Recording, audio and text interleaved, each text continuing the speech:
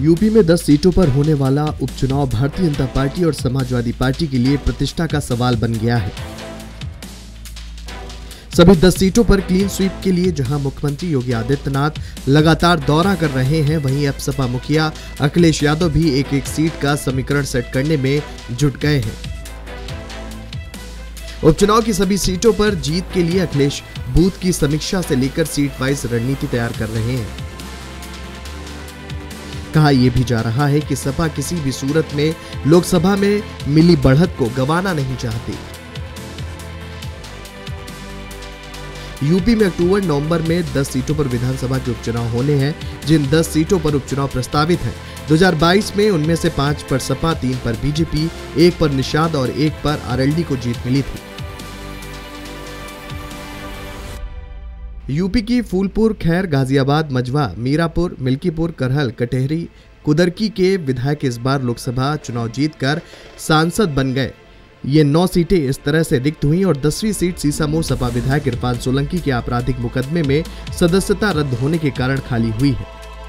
इन सीटों पर उपचुनाव की अभी घोषणा नहीं हुई है, लेकिन इनके लिए तैयारियां मुख्य विपक्षी सपा के साथ ही सत्तारूढ़ भाजपा ने भी शुरू कर दी है।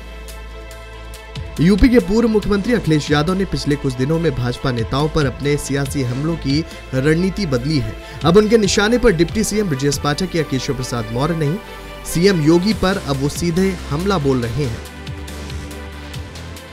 बुलडोजर एक्शन, आरक्षण विवाद के बाद सुल्तानपुर लूटकांड में मंगेश यादव के पुलिस एनकाउंटर को लेकर जातिगत समीकरण साधना इसी रणनीति का हिस्सा है। मोटरसाइकिल कहां से आई आपने नहीं पूछा? वो बैग जो अमेरिकन एक्सप्रेस का नया दिखाई दे रहा है वो कहां मिला? कम से कम इतना तो दिमाग रखते कि चप्पल पहन करके खून बहते हुए तस्वीर न खिंचवाते। और फिर आप खुद स्वीकार कर रहे हैं कि मास्टरमाइंड कोई और था, मुख्य सरगना कोई और था। आप मास्टरमाइंड का क्यों नहीं इनकाउंटर किया? क्या वजह थी? क्योंकि आप सुन के वापस आ गए होंगे। कोई एसटीएफ से सवाल पूछ लेगा। ये स्पेशल टास्क फोर्स है। कुछ लोगों ने फिल फॉर्म कुछ और भी बनाया है। क्या आप सवाल पूछ लोगे? नहीं पूछ पाओगे। वहीं योगी आदित्यनाथ हिंदुत्व के फायर ब्रांड लीडर रहे हैं, पर मुख्यमंत्री बनने के बाद उनके तेवरों में थोड़ी नरमी आ गई थी। पर पिछले महीने से ही अचानक उन्होंने अपना पुराना चोला फिर से ओढ़ लिया है। वो फिर से हिंदुत्व की अपनी जानी पहचानी शैली में वापस आ गए हैं। हाल ही में बांग्लादेश स्थिति को लेकर उन्होंने कहा कि अगर बटेंगे तो कटेंगे। बांग्लादेश वाली गलतियां यहां नहीं होनी चाहिए। एक रहेंगे तो नेक रहेंगे और सुरक्षित रहेंगे। दिमाग है, क्या ये लोग कर पाएंगे? क्या इस समाजवादी पार्टी के लोग कर पाएंगे? क्या? अरे उनको अवसर मिलेगा, फिर डकैती शुरू हो जाएगी, लूटपाट शुरू हो जाएगी, पर्व और त्योहारों में विघ्न बाधा फिर से शुरू हो जाएगी। ये तो पेशेवर दंगाई है। देखते नहीं, जब कभी अवसर मिलता है तो वहीं पे गुत्था इनका आपस में ही शुरू हो जाता है।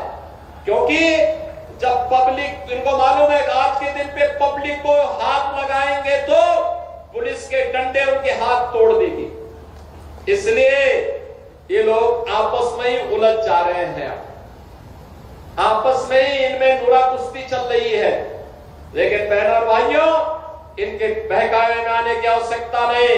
विकास, सुरक्षा और सुशासन के लिए आप डबल इंजन की भाजपा की सरकार के समर्थन के साथ, एनडीए के साथ खड़े होइए।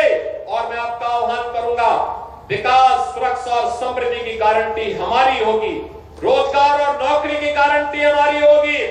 विकास के लिए आपको कहीं भटकना नहीं पड़ेगा, बल्कि भारतीय जनता पार्टी और एनडीए के हमारे घटक दल इसमें आपके साथ सहयोगी बन करके आपके स्वाभिमान और सम्मान की रक्षा करने के लिए आगे आएंगे।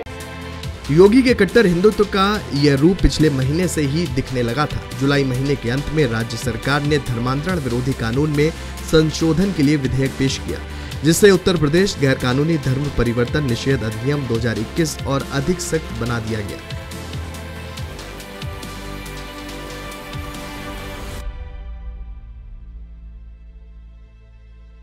यूपी विधानसभा ने 30 जुलाई को संशोधन विधेयक पारित किया, जिसमें लव जिहाद को खत्म करने के अपने इरादे को फिर से रेखांकित किया गया। कांवड़ यात्रा मार्ग पर सड़क किनारे विक्रेताओं और दुकानदारों को अपने प्रतिष्ठानों के बाहर अपना नाम लिखने के आदेश पर पूरे देश में उनका समर्थन और विरोध हुआ। अयोध्या रेप केस में आरोपी के मुसलमान होने पर काफी हिंदू मुसलमान और यूपी हुआ। फिलहाल उपचुनाव की तारीखों का ऐलान जल्द होने वाला है। अब ऐसे में देखना होगा कि इन मुद्दों से कौन किस पर भारी पड़ेगा। उत्तर प्रदेश में होने वाले 10 सीटों के उपचुनाव को लेकर एक तरफ जहां भारतीय जनता पार्टी अपने सरकार के सुशासन और विकास परियोजनाओं के सहारे चुनावी मैदान में उतरी है, तो वहीं समाजवादी पार्टी लगातार मंगेश एनकाउंटर और कानून व्यवस्था के मुद्दे को लेकर सरकार को घेरने की तैयारी कर रही है। एक तरफ जहां बड़े नेताओं को चुनावी मैदान में उतारकर भारतीय जनता पार्टी लगातार चुनाव का माहौल अपने पक्ष में बनाने की कोशिश कर रही है, तो वहीं समाजवादी पार्टी तमाम जमीनी मुद्दों को छूते हुए आम जनता और जातिवाद जैसे मुद्दों को भी हवा देने से गुरेज नहीं कर रही है। देखना यही है कि 10 सीटों पर उपचुनाव का नतीजा किसके पक्ष में होगा, लेकिन फिलहाल यूपी का राजनीतिक पारा काफी हाई है और यूपी में राजनीतिक दृष्टिकोण से अगर देखा जाए तो चुनावी बयार में हर कोई अपने हाथ धो रहा है और राजनीतिक बयानबाजी से पूरे प्रदेश का माहौल फिलहाल राजनीतिक हो गया है। जनता को तय करना है कि आखिरकार ये ऊंट किस करवट बैठेगा और राजनीति में किसका सट्टा एक बार फिर से दोबारा चलेगा। कैमरा पर्सन सौरभ श्रीवास्तव के साथ मैं विजय त्रिपाठी, जेएमडी न्यूज लखनऊ।